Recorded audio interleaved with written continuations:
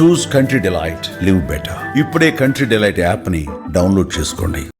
నమస్తే, welcome to Suman TV. IndiGo సంక్షోభానికి కారణం ఏంటి? ప్రయాణికులు ఎంత ఇబ్బంది పడ్డారో మనం చూసాం. గత 4-5 రోజులుగా మొత్తం ఎయిర్పోర్ట్లు అన్నీ కూడా ఎంత దారుణమైనటువంటి పరిస్థితులు ఉన్నాయో మనం చూసాం. చాలా నరకం చూశారు ప్రయాణికులు. అంటే ఈ సంక్షోభానికి ఇండిగో నిర్లక్ష్యమా, డీజీసీఏ తప్పిదమా, ఇంకా వేరే కారణాలు ఏమైనా ఉన్నాయా? చాలామంది మాట్లాడుతున్నారు దీని వెనకాల ఏదో కుట్ర జరిగింది, ఒక మ్యాచ్ ఫిక్సింగ్ జరగటం వల్లే ఈ సంక్షోభానికి కారణమైందని చెప్పి కొంతమంది మాట్లాడుతున్నారు. అసలు వాస్తవాలంటే తెలుసుకునే ప్రయత్నం చేద్దాం. దీని గురించి మాట్లాడటానికి లైవ్ కాల్లో జాయిన్ అయ్యారు సిబిఐ మాజీ జేడీ లక్ష్మీనారాయణ గారు. సార్తో మాట్లాడదాం. సార్ నమస్కారం. సార్ నమస్తే వల్లి గారు. సార్, ఇండిగో ఎంత సంక్షోభం, అసలు ఎప్పుడూ చూడనటువంటి సంక్షోభం చూసాం. లక్షలాదిగా ప్రయాణికులు, నిజంగా ఒక కూతురు తన తండ్రి చనిపోతే వెళ్ళలేని పరిస్థితి ఏర్పడింది సార్. తర్వాత ఒక జంట రిసెప్షన్ ఏర్పాటు చేసుకుంటే జూమ్ కాల్లో అది చేసుకున్నటువంటి పరిస్థితి ఉంది. ఇట్లా ఒక క్యాన్సర్ పేషెంట్, ఎన్నో రకాల ఇబ్బందులతో ఎంతోమంది ఎయిర్పోర్టుల్లో కూలబడిపోయినటువంటి పరిస్థితి ఉంది. ఈ సంక్షోభానికి అసలు కారణం ఏంటి, ఎలా చూస్తారు సార్? యాక్చువల్గా మనం చూస్తే ఎప్పుడైనా ఫ్లైట్ జర్నీలో ప్యాసింజర్ సేఫ్టీ అన్నది చాలా ముఖ్యం. ప్యాసింజర్ సేఫ్టీలో ప్రధానమైనది ఏంటంటే పైలట్ ఎంత అలర్ట్గా ఉన్నారు అన్న దాని మీద ప్యాసింజర్ సేఫ్టీ ఆధారపడి, ఒకటి ఫ్లైట్ యొక్క మెయింటెనెన్స్, రెండవది వచ్చేసి పైలట్ యొక్క ప్రిపేర్డ్నెస్, అంటే ఎంత ఫ్రెష్గా ఉన్నాడు అన్నది చాలా ముఖ్యం.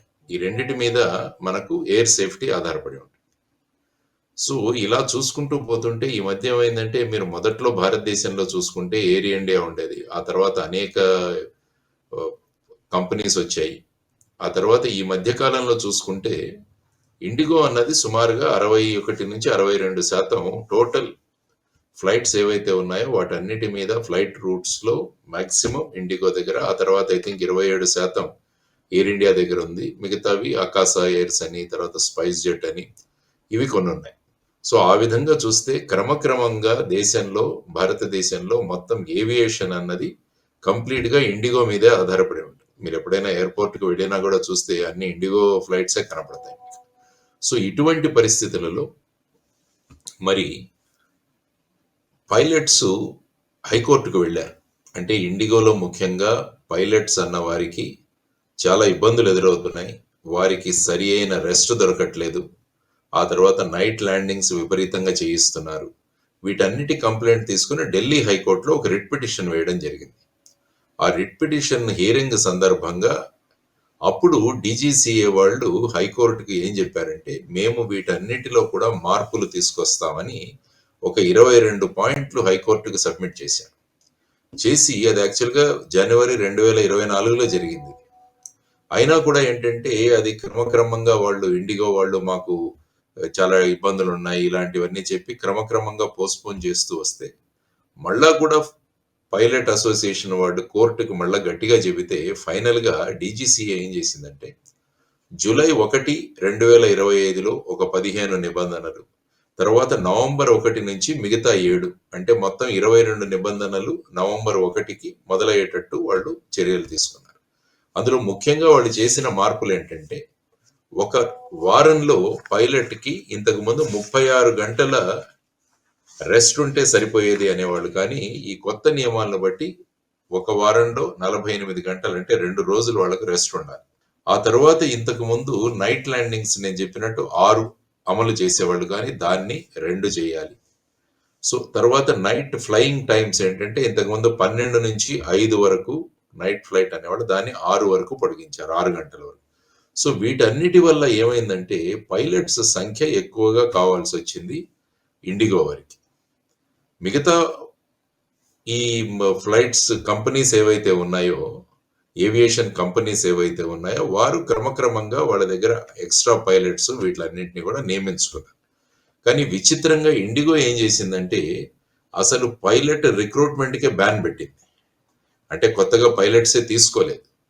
ఆ తర్వాత వాళ్ళు ఏంటంటే మిగతా కంపెనీస్తో, మిగతా ఏవియేషన్ కంపెనీస్తో యాంటీ పోచింగ్ అన్నది ఒకటి ఉంటుంది. అంటే మీ పైలట్స్ మేము తీసుకోకూడదు, మా పైలట్స్ మీరు తీసుకోకూడదు అని అది కూడా ఒక అగ్రిమెంట్ తీసుకొచ్చి, తర్వాత పైలట్ల యొక్క పేమెంట్ యొక్క ఫ్రీజ్ కూడా కొనసాగించింది. తర్వాత ఏంటంటే పైలట్ల సెలవులు తగ్గించింది. అంటే మామూలుగా ఇది రెస్ట్, మిగతా సెలవులు మామూలుగా ఉంటాయి, వాటిని కూడా తగ్గించింది. సో ఈ విధంగా చేయడం వల్ల ఏమైపోయిందంటే, ఒక రకంగా ఈ కొత్తగా వచ్చిన ఈ నియమ నిబంధనలు ఏవైతే ఉన్నాయో ఫ్లైట్ డేటా టైమ్ లిమిటేషన్స్ అంటారు. సో వాటిలో వచ్చిన మార్పుల వల్ల ఏమైందంటే ఫ్లైట్ డ్యూటీ టైమ్ లిమిటేషన్స్ అని ఏవైతే నేను ఇంతకుముందు మార్పులు చెప్పానో, ఆ మార్పులన్నిటికీ కూడా నవంబర్ 1 నుంచే యాక్చువల్‌గా ఇది మొదలైంది. మీరు యాక్చువల్‌గా నవంబర్ నెల ఒకసారి చూసుకుంటే సుమారుగా 1200 ఫ్లైట్లు క్యాన్సెల్ చేయడం జరిగింది ఇండిగోలో. ఆ తర్వాత డిసెంబర్ ఈ ఒక వారంలో చూసుకుంటే సుమారుగా 4500 ఫ్లైట్స్ క్యాన్సెల్ చేయడం జరిగింది. సో వీటన్నిటి పరిణామం వల్ల ఏమైందంటే మీరన్నట్టుగా ప్యాసింజర్లు చాలా ఇబ్బందులకు గురి అయ్యారు. సో 6 గంటలు, 7 గంటలు, 10 గంటలు వెయిట్ చేసిన తర్వాత కూడా క్యాన్సిలేషన్ జరుగుతుంటే, ఆ విధంగా ప్రజలు చాలా ఈ విధమైన అసౌకర్యానికి గురి అయ్యారు.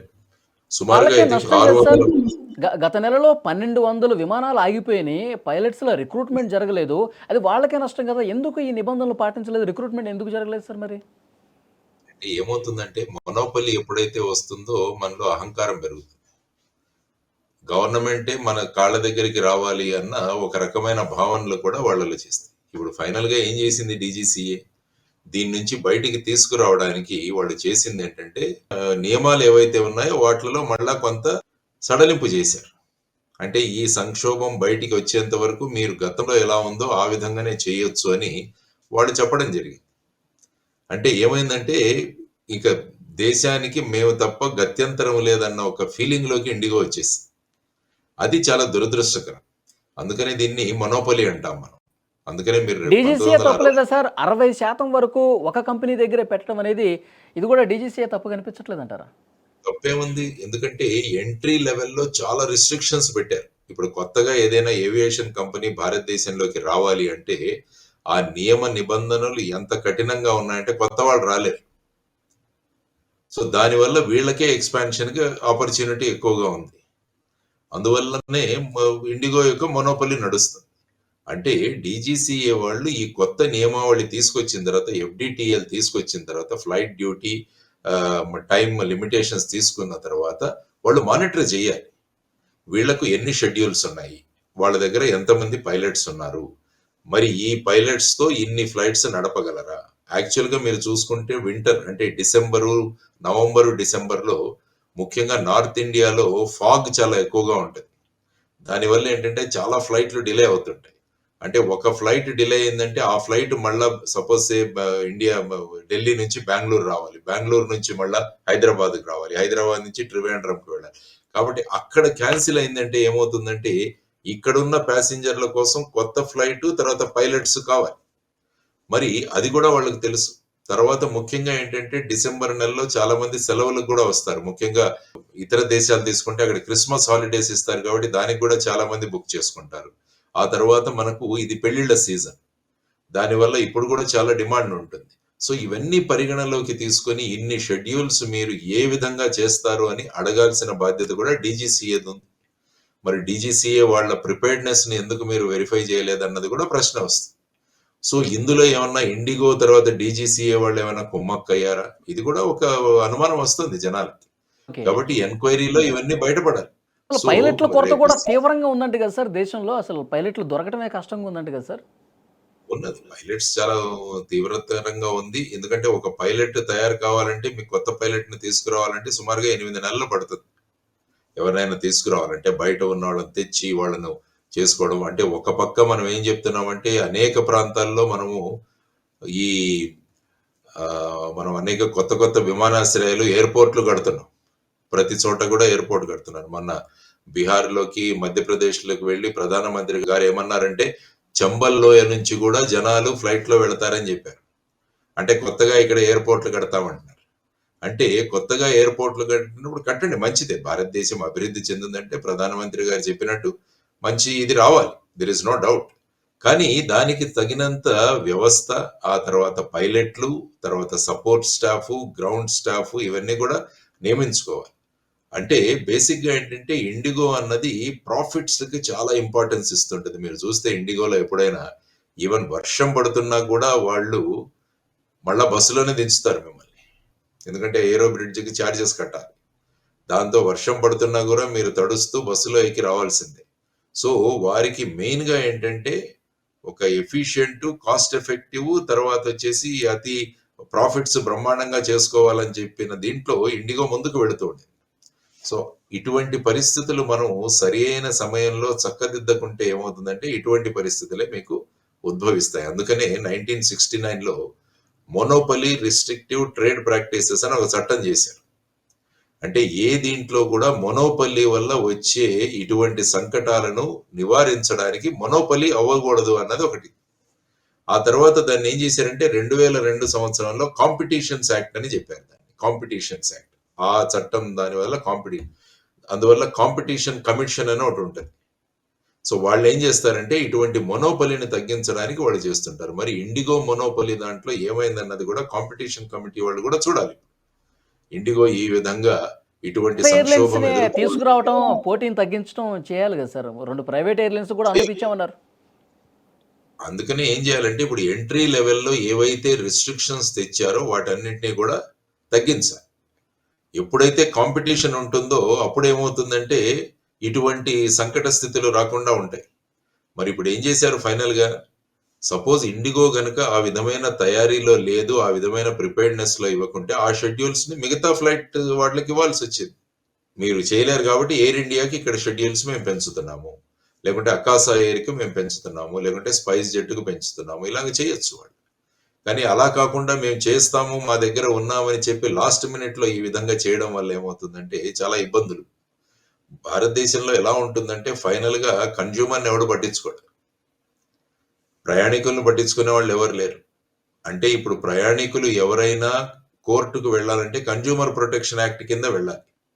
యాక్చువల్గా మీరు ఇతర దేశాల్లో చూస్తే ఏమవుతుందంటే అక్కడ ప్యాసింజర్ సేఫ్టీ చట్టాలు ఉన్నాయి, అక్కడ ప్రత్యేక చట్టాలు ఉన్నాయి. అంటే అక్కడ ఎయిర్పోర్ట్లో డిలేస్ జరగడం కానీ, లేకుంటే ఈ విధంగా క్యాన్సిలేషన్ జరగడం కానీ, లేకుంటే ఫ్లైట్ యొక్క సైజ్ తగ్గడం ఒక్కోసారి జరుగుతుంది. ఎందుకంటే నాకు పర్సనల్గా జరిగిన ఒక అనుభవం చెబుతాను. నేను రోమ్కి ఇన్వెస్టిగేషన్కి వెళ్ళినప్పుడు అక్కడ మేము మ్యూనిక్ ఎయిర్పోర్ట్కి వచ్చాం.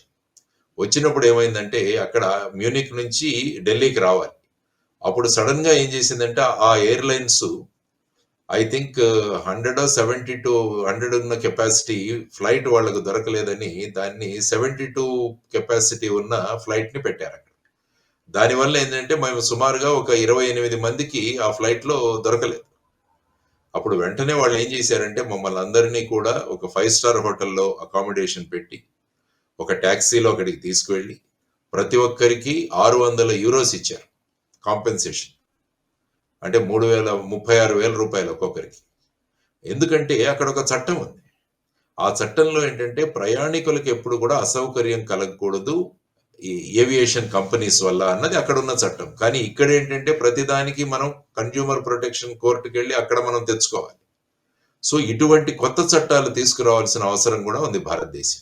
కొత్త చట్టాలు చెప్పి ప్యాసింజర్ కంఫర్ట్ అన్నది చాలా ముఖ్యం అన్నది మనం ముందుకు తీసుకురావాలి.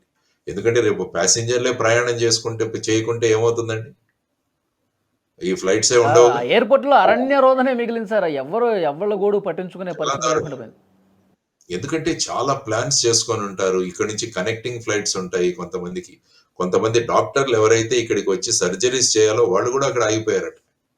సో ఈ విధమైన పరిస్థితులు ఉన్నాయి. కాబట్టి ఇప్పటికైనా ఎంక్వైరీ ఏదైతే ఆదేశించారో తర్వాత వాళ్ళ సిఇఓ తర్వాత సిఓఓ వాళ్ళని కూడా పిలిపిస్తున్నట్టు చెప్పారు.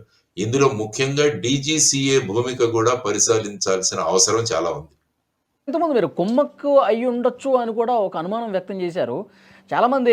ఎయిర్ ఇండియా అనేది టాటాకి ఎట్లా వెళ్ళిందో ఇప్పుడు ఈ ఇండిగో ఎయిర్లైన్స్ కూడా ఏదో కార్పొరేట్ కన్ను పడింది, ఆయనకు అప్పగించేందుకు కింద స్థాయిలో ఏదో కుట్ర జరిగిందని చెప్పి ఏదో మ్యాచ్ ఫిక్సింగ్ జరిగిందని చెప్పి మాట్లాడుతున్నారు సార్. వాస్తవం ఉండొచ్చు అంటారా? అట్లా అంటే ఈ దేశంలో anything cannot be ruled out. ఎందుకంటే ఈ కుమ్మక్కులు అవ్వడము, తర్వాత ఈ అవినీతి, తర్వాత లంచాలు ఇవన్నీ చూసుకుంటే ఏ స్థాయికైనా వెళ్ళే అవకాశం ఉంటుంది మన దాంట్లో. దురదృష్టకరం. సో ఆ విధంగా మనం చూస్తే ఈ ఎంక్వైరీని చాలా స్ట్రాంగ్ గా ఎంక్వైరీ చేయించాలి. కేవలం డీజీసీఏ కాకుండా ఒక వేరే ఎస్ఐటి లాంటిది ఒకటి ఏర్పాటు చేసి, యాక్చువల్గా మీరు చూస్తే ఢిల్లీ హైకోర్టు కూడా ఒక పబ్లిక్ ఇంట్రెస్ట్ లిటిగేషన్ లిస్ట్ అయింది. ఇప్పుడు ఎల్లుండి లిస్ట్ అవుతుంది. సుప్రీంకోర్టు అయితే నిరాకరించింది కానీ ఇప్పుడు Delhi high court public interest litigation accept చేసింది. చేసి ఎలాగైతే మనం అనేక కేసుల్లో ఈ ఎస్ఐటి ఏర్పాటు చేస్తున్నామో ఇక్కడ కూడా ఒక ఎస్ఐటి ఏర్పాటు చేసి, అంటే ఇప్పుడు డీజీసీఏ వాళ్ళకే ఇప్పుడు ఇన్వెస్టిగేషన్ చేయమని చెబితే వాళ్ళు ఇన్వాల్వ్ అయితే మరి ఎలా బయటికి తీసుకొస్తారు? కాబట్టి ఒక స్వతంత్ర సంస్థ అన్నది ఇన్వెస్టిగేట్ చేయాలి ఇటువంటి పరిస్థితులు ఎందుకు వచ్చాయి. 2 సంవత్సరాల సమయం ఇచ్చినా కూడా ఇండిగో ఇంత అలసత్వం ఎందుకు వారు వహించారు? ఈ విధమైన సంక్షోభానికి మళ్ళా ప్రభుత్వాన్ని వాళ్ళ కాళ్ళ దగ్గరికే తీసుకొచ్చి మీరేం చేసినా చెల్లుతుంది అన్న స్థాయికి ప్రభుత్వం కూడా ఎందుకు రావాల్సి వచ్చింది అన్నది కూడా ఆలోచించాలి. అంటే ప్యాసింజర్ సేఫ్టీ ఏమైంది? మరి ప్యాసింజర్ సేఫ్టీ వల్లనే కదా ఈ 22 నియమాలు తెచ్చింది. మరి ఆ ప్యాసింజర్ సేఫ్టీ ఏమైంది ఇప్పుడు? మరి రేపు పైలట్లకు ఏమన్నా ఇబ్బంది అయ్యి ఈ విధమైన మళ్ళా ఎక్కడైనా యాక్సిడెంట్లు జరిగితే, యాక్చువల్గా 3 పైలట్స్ మీరు చూసుకుంటే ఇండిగో పైలట్స్ ఈ మధ్య కాలంలో 6 నెలల్లో చనిపోయారు వాళ్ళు యాక్చువల్గా ఈ ఫెటీగ్ వల్ల. ఒకతను ఐ థింక్ గోపాల్ సుబ్రహ్మణ్యం ఎవరో ఒక ఆయన అనుకుంటా, ఎయిర్పోర్ట్కి వస్తూ అక్కడే కొలాప్స్ అయిపోయి చనిపోయాడు. ఇలాంటి 2 కేసులు కూడా జరిగాయి. సో ఇటువంటి పరిస్థితులలో మరి పైలట్స్ యొక్క ఆరోగ్య పరిస్థితులు ఈ విధంగా ఉన్నప్పుడు మరి ఫ్లైట్ సేఫ్టీ ఎక్కడ ఉంటుందో ఆలోచించండి. సో మొన్న అహ్మదాబాద్లో చూసాం మనం AI-71 ఫ్లైట్ ఇది చూసాం మనం. అందులో 277 ప్యాసింజర్స్ చనిపోయారు. అది ఫైనల్ గా ఇంకా రిపోర్ట్ రాలేదు, దేనివల్ల జరిగిందో అన్నది ఇంకా తెలియదు. సో రకరకాల అందులో వార్తలు కూడా వస్తున్నాయి మనకి. అందువల్ల ఎప్పుడు కూడా కస్టమర్ ఈజ్ వెరీ ఇంపార్టెంట్ అన్న కాన్సెప్ట్తో వెళ్ళాలి. Business is not important or your profits are not important. కస్టమర్లు ఎవరైతే ఉన్నారో వాళ్లకు అన్ని రకాల సౌకర్యాలు జరగాలన్నది ప్రయారిటీలు జరగాలి. డెఫినెట్ గా ఇందులో ఏం జరిగిందన్నది మటుకు బయటికి రావాలి, దీనికి కారణం ఏంటన్నది కూడా బయటికి రావాలి. సో కరెక్ట్ సార్, మీరు చెప్పినట్టుగా ఒక స్వతంత్ర దర్యాప్తు సంస్థ ఏర్పాటు చేసి వాస్తవాలన్నీ కూడా వెలుగులోకి తీసుకురావాల్సిన అవసరం కనిపిస్తుంది. ఆ వాస్తవాలు వెలుగులోకి వచ్చిన తర్వాత దీని గురించి మళ్ళొకసారి మనం డిస్కస్ చేద్దాం sir. Thank you very much JD Lakshminarayana గారు.